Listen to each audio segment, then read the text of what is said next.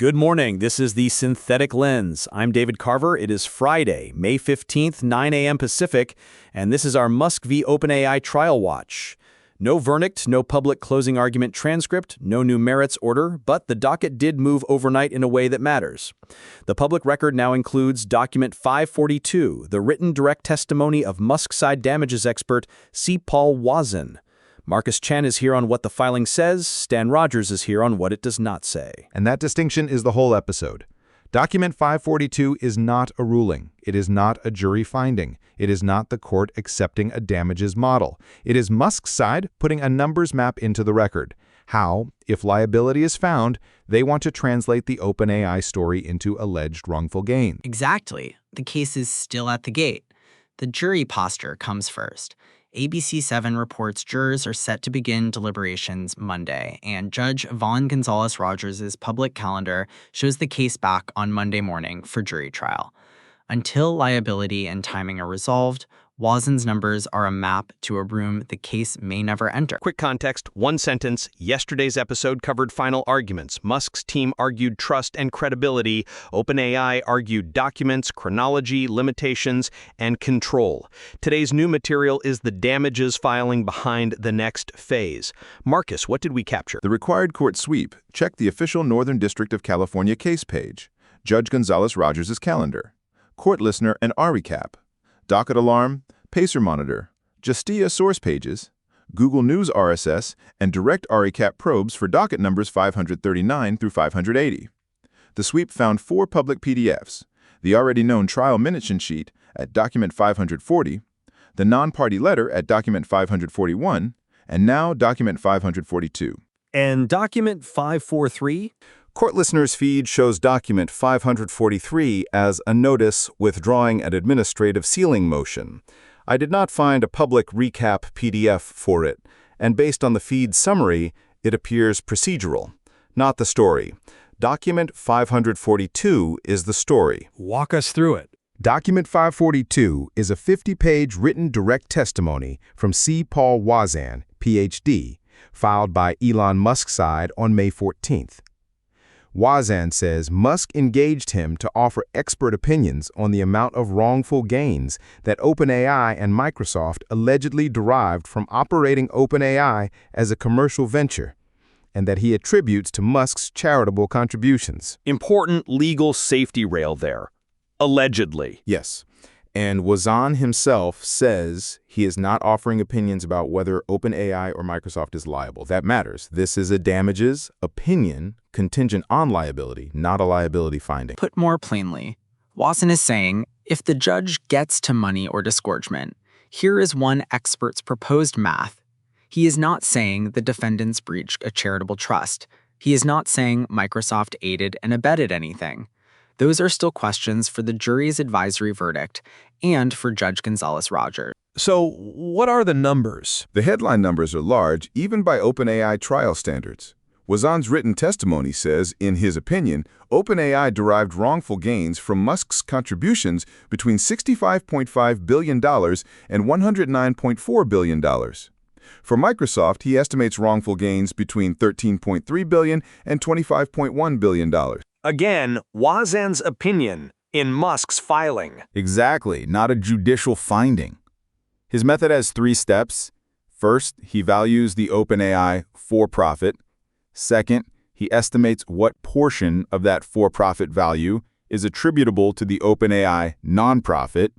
Third, he estimates what portion of the nonprofit's value is attributable to Musk. Start with step 1. Wazzan values the OpenAI for-profit at $500 billion as of October 2025, the month he says OpenAI's for-profit converted into a public benefit corporation. He says his principal valuation source is the PBC conversion itself, because OpenAI and Microsoft had to negotiate a value for the for-profit to determine how shares would be allocated. So his argument is not simply, I found a press headline and multiplied by a vibe. Right. He points to transaction materials, a PBC cap table, tender offer data, over-the-counter share pricing, and the discounted cash flow analysis. He also says Greg Brockman testified at trial that OpenAI recently raised money at an $840 billion post-money valuation. Wazzan's point is that if you use later, higher valuations, the alleged wrongful gains number would go up. But his stated calculation uses $500 billion. That is one reason this filing matters. Yesterday, the closing argument story was about who the jury believes in what legal box the facts fit into. This filing shows what Musk's side thinks is financially at stake if they get past that first box. Step 2. Wazzan estimates that 26.2% to 29.2% of the OpenAI for-profit's value is attributable to the OpenAI nonprofit, as opposed to investors or employees. He says he relies on the cap table created around the PBC conversion to make that allocation. And step 3 is the combustible one. It is. Wazzan estimates that Musk's contributions account for 50% to 75% of the nonprofit's value. He says those contributions include money, rent-related expenses, prestige, guidance, recruiting, and business connections. But he also narrows that, correct? Correct. He explicitly says that does not mean Musk is responsible for 50 to 75% of OpenAI's overall valuation, because the nonprofit's share of the for-profit is only 26 to 29%. Wazzan says Musk's portion works out to about 13 to 22% of the $500 billion total. That phrasing should be in neon. If someone says Musk's expert claims Musk created 3/4 of OpenAI, that is too loose. The testimony says 50 to 75% of the nonprofit's value, which Wazzan then translates into 13 to 22% of the for-profit total through his allocation chain. And when he multiplies those steps? He multiplies $500 billion by the nonprofit share range, then by the Musk share range. That produces the $65.5 to $109.4 billion OpenAI number. For Microsoft, he starts with Microsoft's investment value in OpenAI. He uses a Microsoft ownership stake of 22.9% to 25.5%, deducts $13 billion that Microsoft paid for its investments, then applies the same nonprofit and Musk contribution factors. That yields $13.3 to $25.1 billion.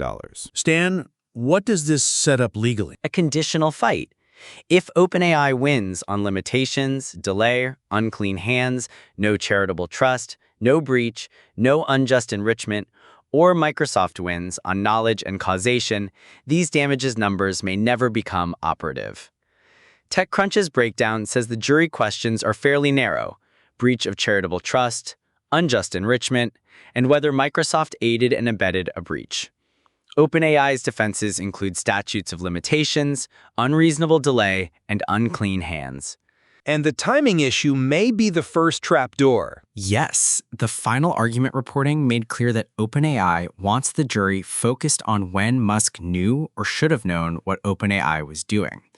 TechCrunch reports the timing windows as August 5, 2021 for the charitable trust count, August 5, 2022 for unjust enrichment, and November 14, 2021 for the Microsoft aiding and abetting count. If the fact finder accepts that the relevant harms are too old, the damages map is just paper. Wazzan tries to answer part of that by allocating gains across time. His testimony says OpenAI derived approximately 96% of the relevant wrongful gains after January 2023, and Microsoft derived 100% after January 2023. He uses January 2023 because that is when Microsoft made what he calls its third and largest $10 billion investment. Which is exactly why this filing is paired to the legal fight.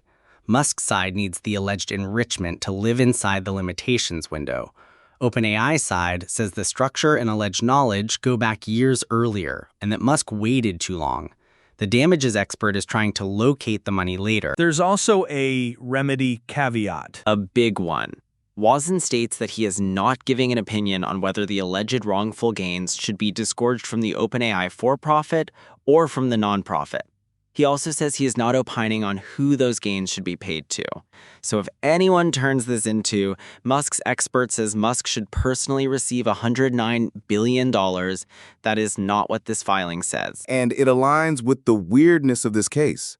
The public reporting has described Musk as seeking disgorgement into the OpenAI nonprofit or charity structure, while also seeking non-monetary relief like changes to OpenAI's structure and leadership.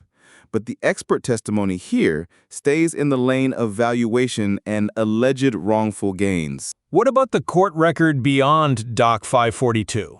Did we find a transcript, verdict, or instructions? No. At the 9 a.m. sweep, I found no public closing argument transcript, no May 14 minute sheet, no verdict, no jury instructions PDF, and no new merits order. The Judge Gonzalez-Rogers calendar was updated at 8:02 a.m. and shows the Musk case on Monday, May 18th at 8 a.m. for jury trial. Which means the responsible posture is the case is headed to the next gate. ABC 7 says jurors begin deliberations Monday. TechCrunch wrote that jurors are deliberating, but the calendar and ABC 7 point to Monday, so I would not overstate Friday activity. The safe phrasing is that deliberations are next, with Monday publicly indicated. Let's zoom out. Why is this episode worth doing after yesterday's final argument episode? Because yesterday told us the story the lawyers told the jury. Today tells us the financial architecture Musk's side wants, waiting on the other side of liability. It turns abstract claims, charitable trust, unjust enrichment, Microsoft aiding and abetting, into a proposed dollar machine. $500 billion valuation, 26 to 29% nonprofit share, 50 to 75% Musk share. And because it clarifies what the jury does not decide. The jury is not being asked to bless Wazzan's math today. Its advisory verdict is about liability and defenses. If Musk clears that, Judge Gonzalez-Rogers controls remedies.